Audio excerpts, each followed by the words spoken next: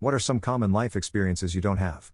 I never had cable TV, maybe no longer common, but I am in my 40s. My parents were not anti-TV, we just didn't have a lot of money. Then when I got through school, and could have afforded it, I just had other habits. I didn't actually own a TV until I was in my mid-30s, though I was a very early adopter of any and all streaming on the computer. Neither did my wife actually. Our first TV was a wedding gift from her sister who was always annoyed at visiting us without one. The reason I think of that though is it actually comes up a lot. I've never seen many of those seminal shows people reference. Having a serious girlfriend when I was like 18 to 25, doing cute stuff like going on short trips together and whatnot. Also just in general not really traveling. I've been to like 5 states and have never left the country. I'm tempted to just buy a ticket to Europe or go to Alaska or Quebec just to prove to myself I can handle it alone. College life was mostly inside and studying. Very late bloomer. Catching up and it's been good. Male bonding. I find it hard to bond with other men. I'm okay with that because my mind doesn't work in the same way as most other guys. Everything feels like a contest and I don't care for it. I just prefer the company of female friends and my partner. Also, I don't have kids. I hope to change that one day though, and I'm glad I didn't have them in my 20s. Driving. I am in my late 20s and still don't know how to drive. Never had a need nor did I had any motivation as of now. But sometimes feels like missing out on an essential experience. Never been abroad and never lived alone, and I'm 25. Probably never will, seeing as there's a war going on in our country and the borders for men aged 18 to 65 are closed. The future doesn't look too bright either. My dream of moving away with my girlfriend and starting a new life for us in Canada will remain a dream. A lot of dudes get drafted daily. They catch them out on the streets, at supermarkets, at block posts around city limits. It's a matter of time before they need more for the meat grinder. Sooner or later I'll be there, and I will be forgotten. Cherish each day of your life, folks. Some of us will never have the luxury to live a peaceful life anymore. Having friends who also liked a lot of the nerdy stuff I grew up with, and just having a solid foundation as a fan of that stuff. I just did the basics to get by, so I would not set myself up to get hurt, and there was really no point until I had the proper friends to go all out with. How do you feel about when a man puts his hand on the small of your back? Had an old man in his late 70s do that as we were entering a crowded doorway. I turned around and gave him a dirty look. He was behind me again as we queued for the elevator. He got my attention and said, "I'm sorry I put my hand on you." My wife was a tall redhead too. We were married for 56 years and I guess it was just my old habit of protecting her from behind. And quad. I told him it was no problem and turned around. I'm afraid I had a tear in my eye, not for the look I gave him, but for the instinctual love this man still carried for his wife. Now I wish I'd given him a hug. When I was single and out in crowded places I didn't mind but mostly ignored it. It was crowded, people are getting through and both guys and girls did it. As I got older I noticed guys don't if they were interested. I'd shoot them a look like "don't touch me," and if they did it again, I'd say "excuse you" very loudly. Then I noticed other girls feeling uncomfortable and not saying anything. So then I started doing it to the guys who seemed to be bothering people. They didn't get the reverse hint though, so now I just blatantly call people out and remind myself and others just not to touch other people without consent. It's truly the simplest way, no nuances, no flirting mistakes, just hands to yourself.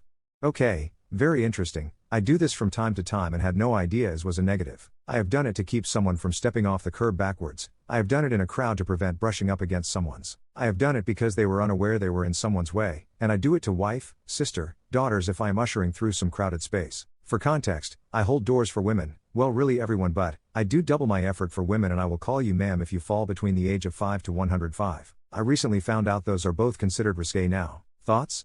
Unless I have a very close and established relationship with them, it is very creepy and very uncomfortable. In fact, I can't think of any woman I've ever met who would say yeah that's fine about a stranger or vague acquaintance putting their hand on their lower back. Men don't do it to other men, only to women. So it isn't innocent and it is intentional, emo, which makes it gross. Especially BC, like, worst case scenario if you need to pass by or touch me for whatever reason and it can't be avoided, my upper back/shoulders are right there. Hello? I have those body parts just like any man does? They feel like their glasses change their personality or feel like a barrier to the world? I guess. People always assume I'm smart because I have glasses. Hate to break it to you, but I'm about as smart as a Teletubby.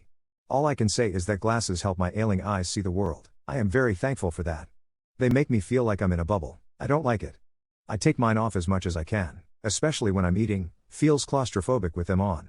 Barrier. Didn't wear them until middle school and it was like no one looked at my face anymore. I can't stand anyone who wears frames for aesthetic and brag. Had someone compliment mine so they could go on about how much they loved how stylish theirs made them feel, no script needed. Told them that's nice, they make you feel good. I need mine to see and they just didn't know how to react and didn't make eye contact again. I wear them as little as possible. I feel like they add to my look and can reflect your personality. I don't think that's a bad thing. Mine serve multiple purposes. Primarily, they help me see and be able to read. Secondly, they soften my intense reading BTCH face. Lastly, they make me seem as if I know what I am talking about when in fact, I usually don't even know what day it is. So change my personality? Maybe a bit. Feel like a barrier? They did in a way until I learned to appreciate them for what they give me, and changing the style to rimless helped lots.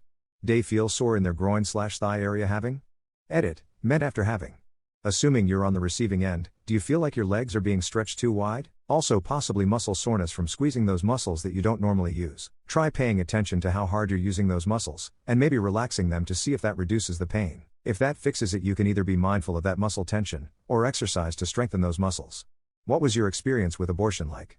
I'm very glad I got the abortion. It was definitely the right decision. Never had a doubt about that, not before, during, or after the procedure. That said, yes, I did experience some complicated emotions about it. Sadness, basically. I'd always wanted to be a mom, and I'm a very sentimental person in general. Carrying a potential life inside of me, made by me and the man I love, is such a beautiful concept. My first pregnancy was supposed to be a positive, happy time, not the sad event that it was. I was just terribly sad that it had to happen. But I've never felt regret. Becoming a mother at 21 would have been a horrible idea, it just didn't make any sense. I grew up in a fundamentalist household. I was attending a Christian college that would kick you out for smoking when I got pregnant with my boyfriend my senior year. I knew I'd have an abortion and felt nothing at relief. I had another one a year later. I was more conflicted about that one but still knew it was the right decision for me. I never felt much regret and, since I've had kids, any I might have felt disappeared completely. Kids require a lot, of everything. It would have been up for all involved, and I'm forever grateful that I didn't end up with a lifelong connection to the trash I made the mistake of, before I knew my worth. I had no regrets at all, only relief. However, I had 2 children at home already. I got pregnant at 18 and had my first son at 19. I was too afraid to abort my first pregnancy because I feared I'd regret it, so I dropped out of college and became a mom. I had my second son shortly thereafter so they could be close in age. By the time I had gotten pregnant again in my late 20s, I had finally settled down in life with a nice career and didn't want to start all over again with a baby. Plus neither of my boys wanted a much younger sibling. It was definitely the right decision, but funny looking back on it because I kept my teenage pregnancy but aborted at the age that most people start families. I got pregnant by an executive at the company I worked at who had been taking advantage of me and abusing his power. I was in my mid-20s and he was a married father of 3 and someone I did not want to be attached to. I did the medical abortion, the pills, and while it was physically pretty uncomfortable, I had no issues after the fact. I have zero doubt that I made the right decision. I ended up getting a dog to channel the maternal feelings I had, and I am so happy and far moved on from that relationship now. And my dog is my best friend. They have the overpowering urge to lick gravy off the plate? That's what biscuits are for. I am an expert. Unfortunately, I am always tempted to use my fingers and lick it off, especially if there's a little potato left too, and this is probably why my wife keeps threatening to seat me at the kids' table. What is the scariest situation you've been in? I was about 11 years old and off school sick with the flu. My mom worked in the little shop literally 5 minutes away from our house, so she left me alone that morning to do her shift and I was just chilling on the couch watching television. I heard the front door open and assumed it was my mom home early. It was a random man who was heavily intoxicated. He went straight to the coffee table and lifted up my bottle of cough medicine and down the entire lot. I ran and hid in the bathroom and cried. There was no mobile phones back then or anything. After a while I had to run out in my pajamas, really sick, and run along to my mom's work. The police turned up and found the guy asleep on our couch. When I was 15, my mom had a friend and the friend's son, 18, over to spend the night. We basically grew up together, so I was friends with him. It happened around nighttime when everyone was asleep and it was just me and him in the living room. He was sitting on the couch and I had my feet on his lap. He couldn't see my face and I had a habit of pretending to be asleep just because I thought it was funny. He ended up sexually assaulting me and I was so scared I didn't move or anything. I waited until he was finished with what he did and he got up to go to the bathroom. I ran upstairs to my sister's room and stayed there until he left. I've never told anyone and we still see each other around because our moms are still friends. Here's one. This had happened recently. I was really craving sweet bread at the time. I went to a nearby bread place with a friend and had them go get it while I sat in the car. It was night and the bread place was somewhat dimly lit. When my friend came back, they were in a hurry panicking about something that I had no clue about. When they put the bread down, I was asking them what was wrong. They responded with "Holy, there's someone over there." And quat. It took me a bit to realize, but there was some weirdo in the darkness. After they put the bread in the car, they quickly got in the car and sped off. I didn't even notice them, and that scares me.